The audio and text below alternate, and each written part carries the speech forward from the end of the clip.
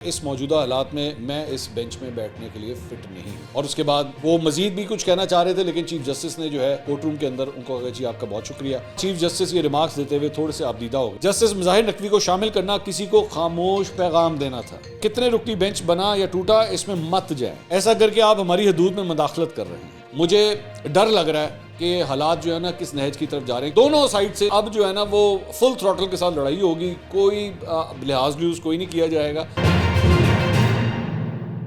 السلام علیکم ناظرین، میں ہوں منصور علی خان، اپنے ڈیجیٹل چینل کے اوپر آپ کو خوش آمدید کہوں گا۔ ناظرین، پچھلے 48 گھنٹے میں سپریم کورٹ میں جو کچھ اب تک ہو چکا ہے، میرے خیال میں اگر آپ یہ ساری کارروائی دیکھ رہے ہیں تو یہ ڈیفینیٹلی ایک تاریخ رقم ہو رہی ہے۔ اب اس تاریخ کو آپ اچھی تاریخ سمجھیں یا بری تاریخ سمجھیں، میرے خیال میں یہ آپ کے سیاسی نظریات کے اوپر ڈیپینڈ کرتا ہے کہ آپ اس سارے معاملے کو کس طرح دیکھ رہے ہیں۔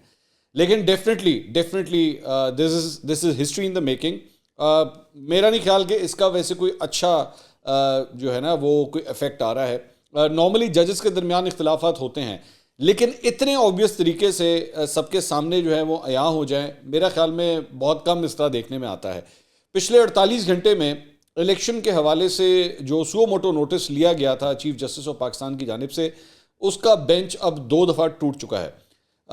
اس سے پہلے کل ایک جج صاحب جو ہیں وہ امین صاحب، انہوں نے جو ہے وہ معذرت کر لی تھی اور اپنے آپ کو ریکیوز کر لیا تھا اس بینچ سے، جس کے بعد وہ بینچ ٹوٹا۔ اور اس وقت جسٹس جمال مدوخیل صاحب جو ہیں وہ کچھ کہنے ہی لگے تھے۔ میں نے کل کے اپنے ویلاگ میں آپ کو کہا تھا کہ اس وقت جو ہے وہ بینچ اٹھ گیا تو وہ اپنی بات نہیں کر سکے، تو زیادہ تر جو کورٹ رپورٹرز وہاں پہ موجود تھے انہوں نے اس بات کا ہی شک کا اظہار کیا تھا کہ شاید وہ بھی اس بینچ میں نہیں بیٹھنا چاہ رہے تھے۔ لیکن ظاہری بات ہے تب تک جو ہے وہ چیف جسٹس چونکہ اٹھ چکے تھے تو اس وقت وہ جج صاحب جو ہیں کچھ نہیں بولے۔ لیکن آج ان فائر ورکس سے پہلے کہ کورٹ روم نمبر 1 کے اندر کیا کچھ ہوتا ہے، اس سے پہلے ایک اور جو ہے دھماکہ خیز خبر یہ سامنے آئی کہ سپریم کورٹ کے رجسٹرار کی جانب سے ایک سرکولر جاری ہوا۔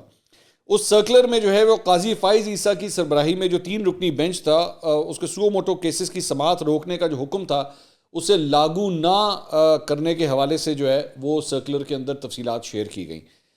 اس میں کہا گیا کہ جی جسٹس فائز عیسیٰ اور جسٹس امین کے فیصلے میں آرٹیکل 184(3) پر آبزرویشن از خود نوٹس میں آتی ہیں۔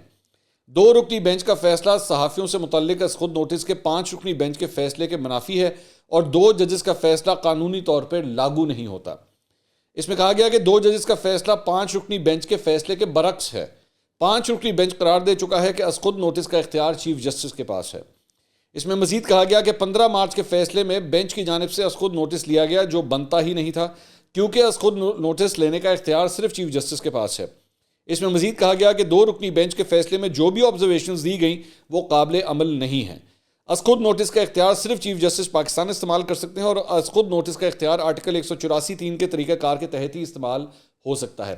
اب اس کے اندر ذرا میں سب سے پہلے اس سرکولر کو ڈسکس کر لیں، اس کے بعد میں جو انتخابات سے متعلق جو کیس چل رہا ہے میں اس کی سماعت کے اوپر بعد میں آتا ہوں، پہلے ذرا اس کو ڈسکس کر لیں۔ اچھا، اس میں نے اگر آپ نوٹ کریں تو میں نے کل ہی اپنے ویلاگ کے اندر میں نے یہ بات کہی تھی کہ اس کے اندر بھی یہ سارا کچھ جو کہا گیا ہے یہ ایکچولی کیس کچھ اور تھا، جس کے اندر یہ جسٹس قاضی فائز عیسیٰ نے جو ہے اس متعلق اپنا حکم نامہ جاری کر دیا۔ معاملہ تھا حافظ قرآن کو 20 مارکس دینے کا، لیکن اس میں قاضی فائز عیسیٰ صاحب نے ایک نئی آبزرویشن اپنی جو ہے وہ بیچ میں ڈال دی۔ اچھا، اب اس کے اوپر جو دوسرا نقطہ نظر ہے وہ بھی ذرا سن لیجئے، وہ یہ ہے کہ ایک رجسٹرار ایک سرکولر کے ذریعے ایک جج کے دیے ہوئے ریمارکس یا اس کی آبزرویشن کو جو ہے کس طرح نلیفائی کر سکتا ہے۔ کیا اب یہ اس طرح ہوگا کہ ایک سپریم کورٹ کا جج ایک امپورٹنٹ ڈیولپمنٹ کے اوپر جو ہے اپنی کامنٹری کر رہا ہے یا اپنا کوئی حکم نامہ دے رہا ہے، تو کیا رجسٹرار سپریم کورٹ صرف ایک سرکولر کے ذریعے اس کو نل اینڈ وائڈ کر سکتا ہے یا نہیں کر سکتا ہے؟ اس کے اوپر بھی ڈیبیٹ ہو رہی ہے۔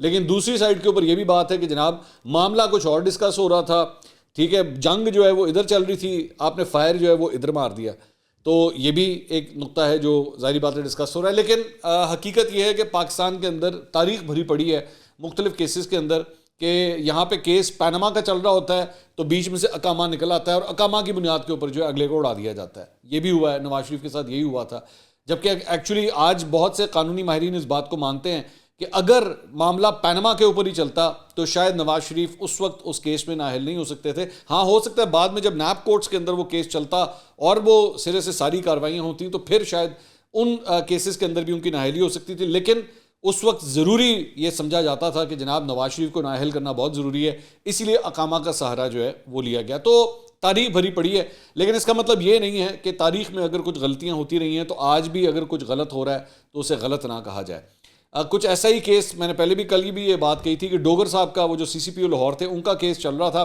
اسی کے اندر جو ہے وہ چیف الیکشن کمشنر کو بھی بلا لیا گیا کہ جی آئیں اور بتائیں کہ 90 دن میں الیکشن ہو رہے ہیں کہ نہیں ہو رہے، جبکہ معاملہ کچھ اور ڈسکس ہو رہا تھا۔ تو میں نے جس طرح کہا ہے نا، یہ اس کی وجہ کیا ہے، یہ سارا کچھ یہ جو آپ دیکھ رہے ہیں نا، جس سے وہ کہتے ہیں انگلش میں کہتے ہیں the gloves have been taken off۔ ایک باکسنگ ہوتی ہے نا، باکسنگ ہوتی ہے گلوز پہن کے، اس کا مقصد یہ ہوتا ہے کہ آپ نے ہٹ تو کرنا ہے اگلے کو، لیکن اس کا جبڑا نہیں توڑنا آپ نے، یا آپ نے اس کو جو ہے اتنا فزیکل ہارم نہیں دینا، اس لیے گلوز پہن کے باکسنگ ہوتی ہے۔ لیکن پھر کہتے ہیں the gloves have been taken off، یعنی کہ اب جو ہے نا وہ فل تھروٹل کے ساتھ لڑائی ہوگی، کوئی لحاظ لیوز کوئی نہیں کیا جائے گا۔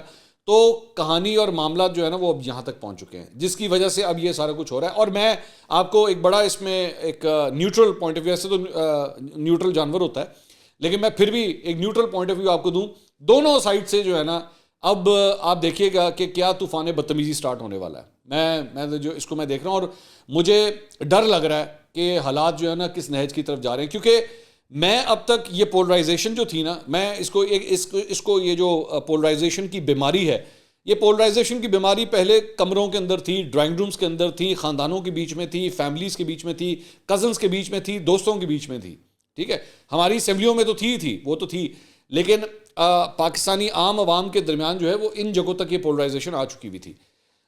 اس کا سب سے پہلا شکار جو ہے وہ سیاستدانوں کے بعد جو ہے وہ ہماری فوج ہوئی، اسٹیبلشمنٹ، جس میں یہ پولرائزیشن آپ نے دیکھی، خاص طور پہ آج سے تقریباً 1 سال پہلے جب ووٹ آن نو کانفیڈنس ہوا تھا۔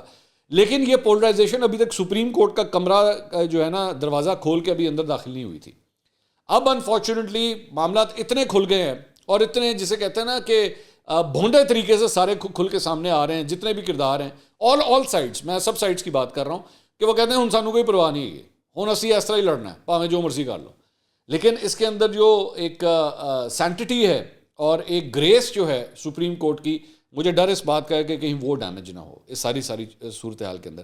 اور میں ایک اور چیز دیکھ رہا تھا، میں نے ایکچولی اس کے اوپر ٹویٹ بھی کیا کہ آپ یہ دیکھیے کہ طاقت کی اس لڑائی میں، یہ طاقت کی لڑائی ہے، ذہن میں رکھیے گا، باقی یہ جو ہے نا ہم جمہوری ہیں تو ہم جمہوری ہیں یہ چھوڑ دیں، یہ صرف اور صرف طاقت کی لڑائی ہو رہی ہے اور کچھ نہیں ہے۔ یہ دونوں سائڈیں صرف یہ ایک پاور سٹرگل ہو رہی ہے جو کچھ بھی آپ دیکھ رہے ہیں۔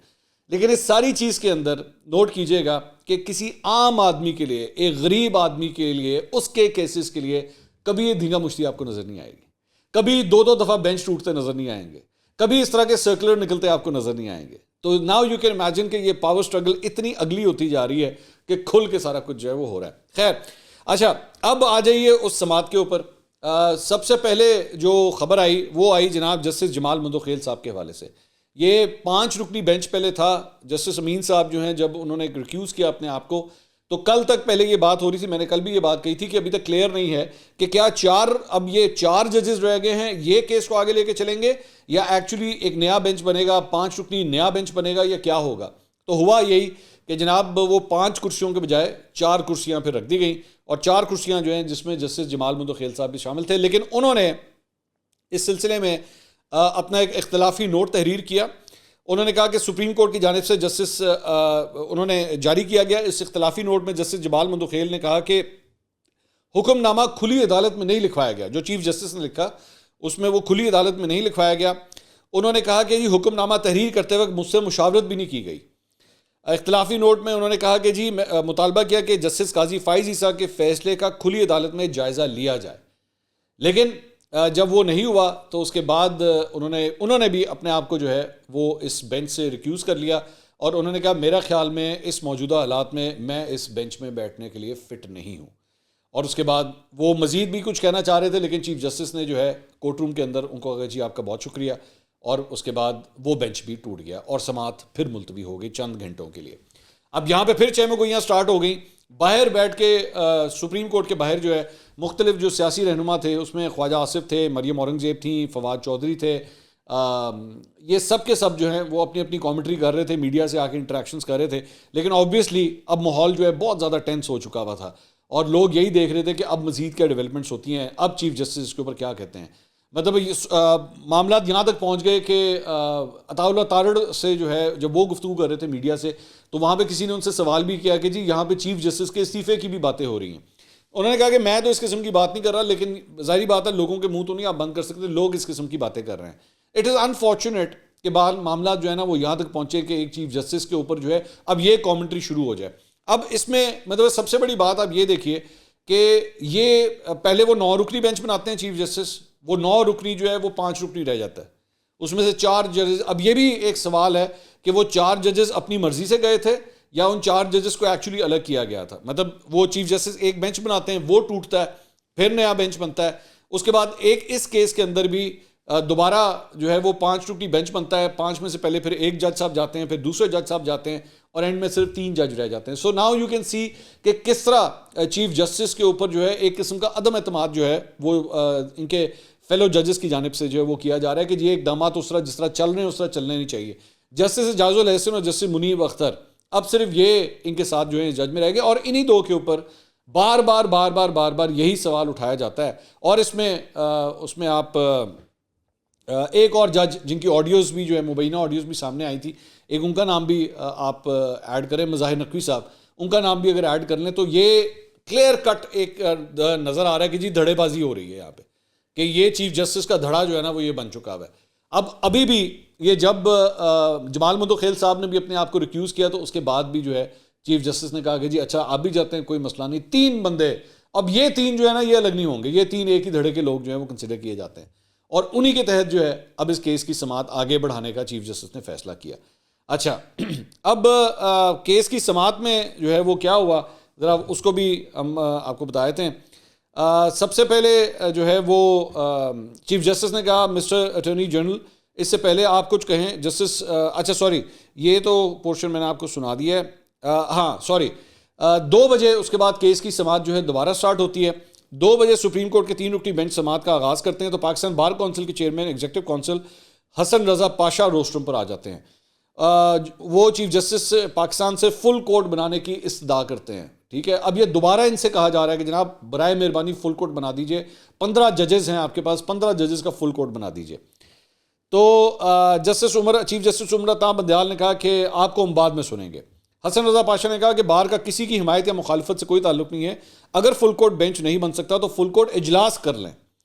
چیف جسٹس پاکستان عمر عطا بندیال نے کہا کہ اس پر ہم سوچ رہے ہیں. جہاں تک ججز کے تعلقات کی بات ہے تو ججز کے آپس میں تعلقات بہت اچھے ہیں. کل اور آج 2 ججوں نے سماعت سے معذرت کی. ججز کے درمیان باہمی اعتراف اور شائستہ گفتگو پہلے بھی ہوئی اور بعد میں بھی. کچھ نکات پر آپس میں گفتگو ناگزیر ہے. کچھ سیاسی معاملات سامنے آئے ہیں جن پر میڈیا اور پریس کانفرنس سے تڑکا ڈالا گیا ہے. عدالت نے سارے معاملے پر تحمل کا مظاہرہ کیا. کچھ لوگ چند ججز پر تنقید کر رہے ہیں, کچھ دوسرے ججز پر. ہم اس معاملے کو بھی دیکھیں گے. کچھ لوگ چند ججز پر چیف جسٹس نے حسن رضا پاشا سے کہا کہ آج پہلی بار آپ عدالت آئے ہیں, گزارشات سے نہیں عمل سے خود کو ثابت کریں. چیمبر میں آ کے مجھ سے ملیں, آپ کا بہت احترام ہے. سپریم کورٹ بار کے صدر مجھ سے رابطے میں رہے ہیں. یہ عابد زبیری صاحب کی بات ہو رہی ہے. معاملہ صرف بیرونی امیج کا ہوتا تو ہماری زندگی پرسکون ہوتی. میڈیا والے بھی بعض اوقات کچھ بھی کہہ دیتے ہیں, اکثر جھوٹ بھی ہوتا ہے. عدالت ہمیشہ تحمل کا مظاہرہ کرتی ہے. سماعت کے بعد کچھ ملاقاتیں کروں گا. توقع ہے کہ پیر کا سورج اچھی نوید لے کے طلوع ہوگا, یہ انہوں نے فرمایا. اچھا اس کے بعد اٹارنی جنرل سے انہوں نے کہا کہ جی آپ اپنے دلائل کا آغاز کریں. یہ ذہن میں رکھیے گا 3 رکنی بینچ ہی بیٹھا ہوا ہے, ٹھیک ہے, اور بینچ میں کوئی تبدیلی نہیں ہے. 3 رکنی بینچ جو ہے جسٹس اعجاز الحسن, جسٹس منیب اختر اور چیف جسٹس عمر عطا بندیال, یہ 3 ججز وہاں پہ بیٹھے ہوئے ہیں. چیف جسٹس نے کہا کہ عدالت میں درجہ حرارت کچھ کم ہونے دیں, تو اس پہ اٹارنی جنرل نے کہا کہ درجہ حرارت ہر طرف ہی کم ہونا چاہیے. چیف جسٹس نے کہا کہ آپ بتائیں آپ نے درجہ حرارت کم کرنے کے لیے کیا کیا ہے. اس پہ اٹارنی جنرل نے کہا کہ درجہ حرارت آہستہ آہستہ ہی ٹھیک ہوگا. چیف جسٹس نے کہا کہ اس عدالت نے ہمیشہ آئین کو ہی فوقیت دی ہے. ججز کو دفاتر سے نکال کر گھروں میں قید کیا گیا تھا. میری زندگی کا معجزہ تھا کہ جب ججز بحال ہو کر واپس دفتر میں آئے. 90 کی دہائی میں کئی بہترین ججز واپس نہیں آ سکے. اس واقعے نے میرا زندگی کا نظریہ ہی بدل دیا. آئین ہی جمہوریت کو زندہ رکھتا ہے. کل تک جو جیلوں میں تھے آج اسمبلی میں تقاریر کر رہے ہیں.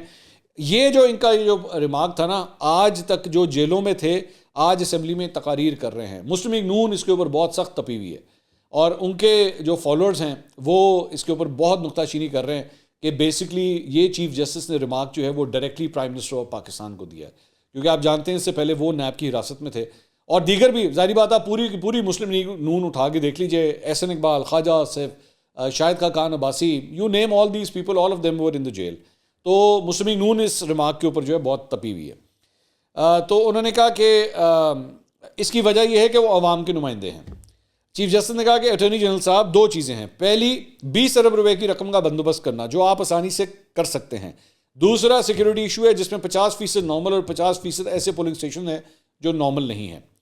چیف جسٹس نے کہا کہ اسمبلی کی مدت ہوتی ہے لیکن اس کو تحلیل کیا جا سکتا ہے. چیف جسٹس نے سوال کیا کہ کس قانون کے تحت 8 اکتوبر کو الیکشن کی تاریخ دی گئی؟ آئین پر عمل درآمد نہیں ہوگا تو سسٹم ختم ہو جائے گا. الیکشن کمیشن نے موجودہ صورتحال پر صدر کو اعتماد میں نہیں لیا. بیسک نقطہ ایک جو یہاں پہ ریز کیا جا رہا ہے نا وہ یہ ہے کہ الیکشن کمیشن آف پاکستان کو 8 اکتوبر کی ڈیٹ دینے سے پہلے صدر مملکت سے گفتگو کرنی چاہیے تھی، کیونکہ ڈیٹ جو 30 مارچ کی دی تھی وہ صدر کی طرف سے آئی تھی. بیسکلی یہاں سے ریکمنڈیشن گئی تھی الیکشن کمیشن کی طرف سے، اپروول اس کی صدر نے دی تھی. انہوں نے تو چوائسز دی تھیں، انہوں نے ایک ہفتے کی تقریباً 30 اپریل سے لے کے اگلی ڈیٹ تک کی ایک ہفتے کا ایک ونڈو دی تھی، اس میں سے 30 اپریل جو ہے وہ صدر صاحب نے جو ہے فائنلائز کی تھی. یہاں پہ ایک نقطہ یہ اٹھایا جا رہا ہے کہ اگر آپ نے تاریخ چینج بھی کرنی تھی تو آپ کو صدر سے مشاورت کرنی چاہیے تھی، اور صدر کو کہنا چاہیے تھا کہ ہم ابھی نہیں کر سکتے، 8 اکتوبر یا 9 10 اکتوبر یا 11 اکتوبر ان ڈیٹوں میں سے کوئی ڈیٹ کر لیں، لیکن آپ نے ڈائریکٹلی جو ہے وہ ڈیٹ کا اناؤنس کر دیا. یہاں پہ ایک نقطہ چیف جسٹس کی جانب سے یہ اٹھایا جا رہا ہے. انہوں نے یہ بھی تجویز دی کہ موجودہ حالات میں تمام فریقین کو ڈائلاگ کرنا ہوگا.